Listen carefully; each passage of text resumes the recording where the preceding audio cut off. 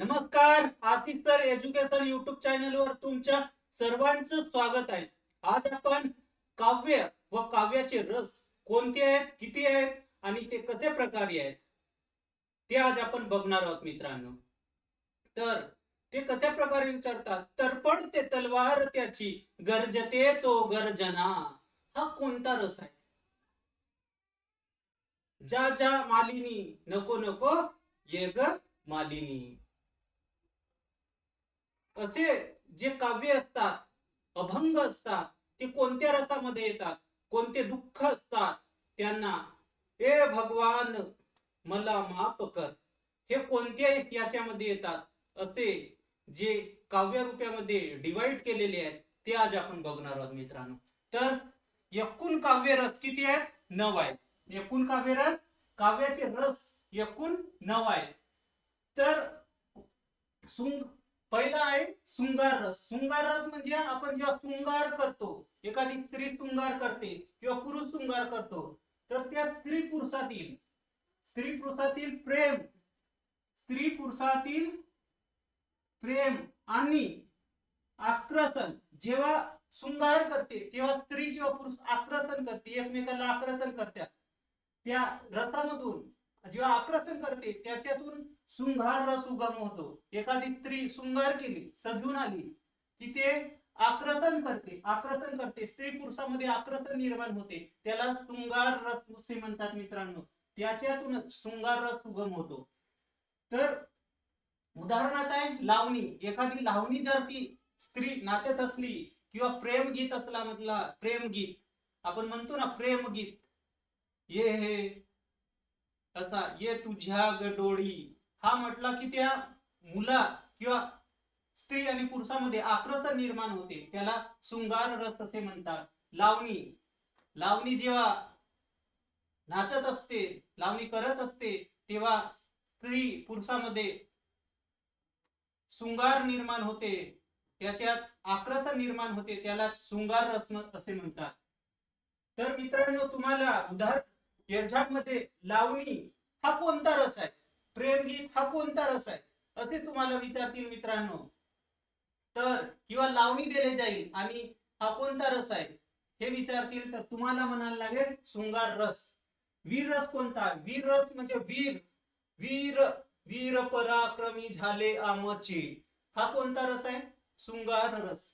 वीर रौद्र झाले आमचे सरा तुनी बाहेर, ते कोणते रस झाले? वीर रस. वीर रस म्हणजे पराक्रम, मोठा पराक्रम येते, शौर्य येते, धोरांत असे प्रसंग याच्या वर्णनातून मित्रांनो वीर रस निर्माण होते. वीर रस म्हणजे मोठा वीर मोठे काम केला त्याच्यामधूनच वीर रस निर्माण होते.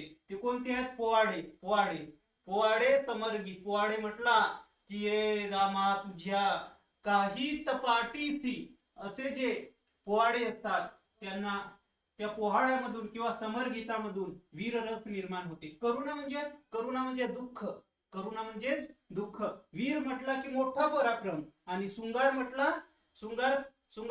तर स्त्री जेव्हा शृंगार करते तेव्हा पुरुष आकर्षण निर्माण होते, त्याला शृंगार रस असे म्हणतात. करुणा म्हणजेच दुःख असते. करुणा म्हणजेच दुःख निर्माण होते, शोक होते, वियोग निर्माण होते, संकट. अशा जेव्हा आपल्याला संकट येते, दुःख येते, तेव्हा करुणा रस निर्माण होते मित्रांनो. करुणा रस याच्यामधून निर्माण होते. उदाहरणार्थ आहे ये कोण बोलले बोला राजहंस माझ्या निजला. उदाहरणार्थ आहे आई म्हणून कोणी आईस हाक मारी. करुणा म्हणजेच दुःख, प्रेम हा दाखवत आहे मित्रांनो. आणि रौद्र रस त्याच्यानंतर चौथा रस आहे रौद्र रस. रौद्र म्हणजे रुद्र, एकदम जोरात क्रोध. रुद्र म्हणजेच क्रोध आणि चीड. ज्याला रुद्र आला, आपण त्या व्यक्तीला म्हणतो हा क्रोध व्यक्ती आहे, रुद्र आहे.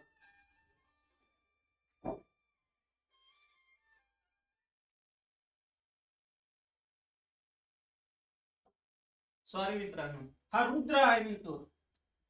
रुद्र आहे, क्रोध आहे. या भावनेतून जेव्हा क्रोध आणि रुद्र या भावनेतून रस निर्माण होते त्याला रुद्र रस म्हणते मित्रांनो. उदाहरणार्थ समरगीते आणि क्रांतिगीते असतात. कोणते? समरगीते. समरगीते लांब आहेत मित्रांनो, म्हणून मी इथं लिहिले नाही. पण क्रांतिगीते एखादा तुम्हाला क्रांतिगीत किंवा समरगीत दिलेला असेल आणि त्याच्यामधून तुम्हाला विचारलं जाईल की हा कोणता रस आहे.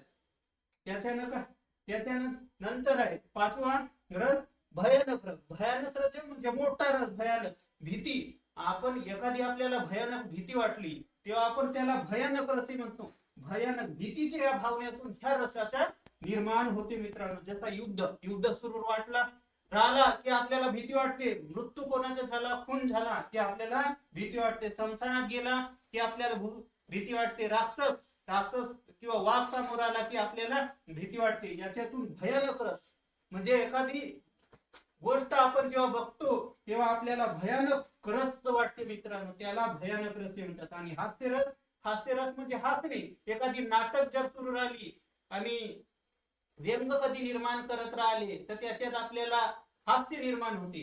हास्य म्हणजे याच्यात काय, व्यंगरसामध्ये व्यंगदर्शन, चेष्टा आणि विभंडन याच्या वर्णनातून जो हास्य निर्माण होते.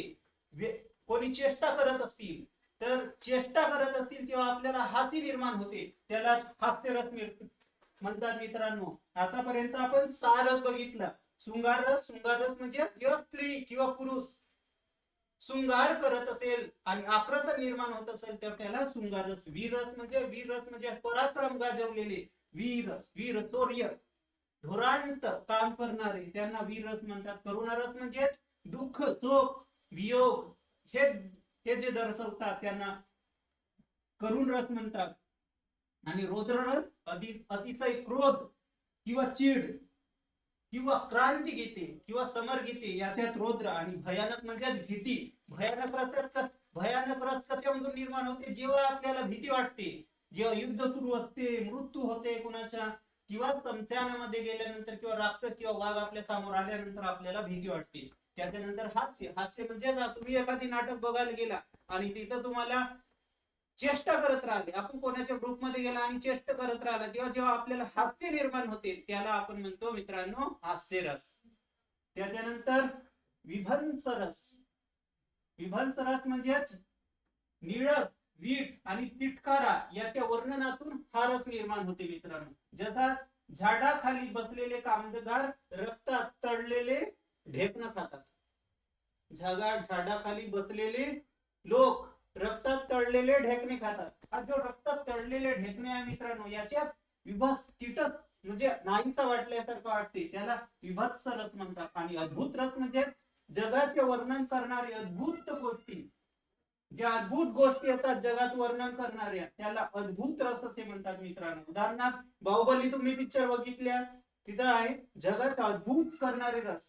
परिचयाच्या कथा जादूच्या काढल्या असे अद्भुत रस निर्माण होतात मित्रांनो. त्याच्यानंतर शांतरस म्हणजे परमेश्वराविषयी जे भक्ती असते, शांत. आपण जेव्हा आपल्याला शांती पाहिजे म्हणतो तर आपण कुठं जातो, परमेश्वराजवळ, मंदिरात जातो मित्रांनो. तेव्हा आपल्याला शांत वाटते. शांत म्हणजे जेव्हा शांत आपल्याला निर्माण होते तेव्हा शांत. उदाहरणार्थ अभंग आहेत, पोवाडी आहेत, भक्तिगीते आहेत. त्याला तुम्हाला एक्झाम मध्ये विचाराल मित्रांनो की अभंग हा कोणता रस आहे, पोवाडी कोणता रस आहे किंवा भक्तिगीते कोणती रस आहे, तर ते शांती रस आहे. हे झाले मित्रांनो एकूण काव्याचे 9 रस. कोणते आहेत? शृंगार रस, वीर रस, करुणा रस आणि रौद्र रस म्हणजे रुद्र निर्माण करणे, भयानक म्हणजे भीती वाटणे, आणि हास्य म्हणजे हास्य निर्माण होणे, आणि विभत्स रस म्हणजे नीट स्थिर ते काहीतरी वेगळंच करून खाणे, त्याला विभत्स रस म्हणतात मित्रांनो. आणि अद्भुत रस जगाचे वर्णन करणारे अद्भुत गोष्टी, याच्यातून हा अद्भुत रस निर्माण होते. आणि शांत रस परमेश्वराला आपण जेव्हा प्रार्थना करतो, मंदिरात जातो, तेव्हा शांत रस निर्माण होते. हे शांत रस निर्माण करण्याचे काही गुण आहेत. हे रस निर्माण करण्याचे काही काव्य गुण निर्माण करण्याचे काही रस आहेत मित्रांनो, गुण आहेत. त्या वाक्याची जेव्हा शोभा वाढवण्याची प्रमुख गुण असते त्याला काव्य गुण म्हणतात. जे वाक्याची शोभा वाढवते, जसे आपण कविते आपण जसा म्हणतो तेव्हा त्या कवितेची शोभा वाढवते, त्याला काव्यरस म्हणतात. कोणकोणते आहेत? काव्य गुण म्हणतात प्रसाद, माधुर्य आणि ओज. प्रसाद, माधुर्य आणि ओज हे तीन आहेत मित्रांनो, याच्यामध्ये विचारण्यात आलेले आहे.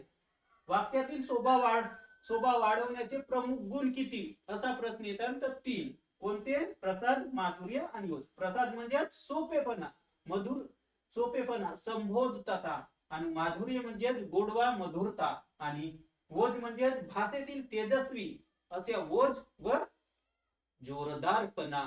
ह्या एकूण मराठी भाषेतील एकूण 9 रस आहेत मित्रांनो. आणि काव्याचे गुण किती आहेत? 3.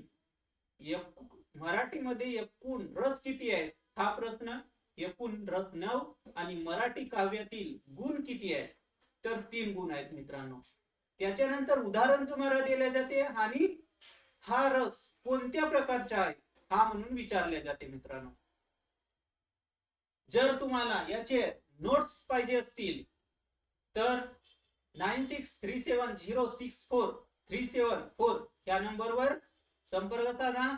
आणि आशिष सर एज्युकेशन युट्यूब चॅनलला तुम्ही लाईक केले नसेल, सबस्क्राईब केले नसेल तर सबस्क्राईब करा, लाईक करा आणि आपल्या मित्रमैत्रिणींपर्यंत शेअर करा.